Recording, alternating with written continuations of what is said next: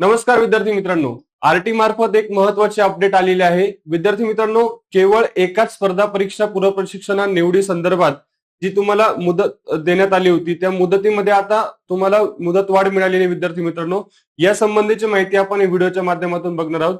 बघा, आरटी कडून एकाच स्पर्धा परीक्षा पूर्व प्रशिक्षणाची निवड करण्यास मुदतवाढ बाबत महत्त्वाची सूचना।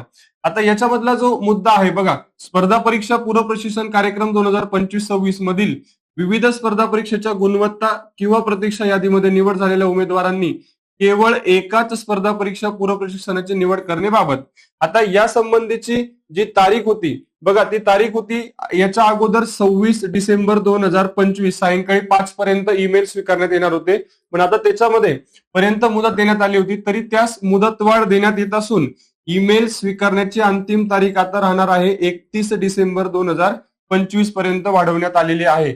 अतिशय महत्वाची माहिती आहे। आता तुम्ही साधारणतः 31 डिसेंबर पर्यंत तुम्ही आता मेलला रिप्लाय करू शकणार आहात। विद्यार्थी मित्रांनो, अत्यंत महत्वाची माहिती आहे। अशाच माहितीपूर्ण व्हिडिओसाठी चॅनलला नक्की फॉलो करा। व्हिडिओ आवडला असेल तर लाईक करा आणि आपल्या जास्तीत जास्त मित्रांपर्यंत शेअर करा। धन्यवाद।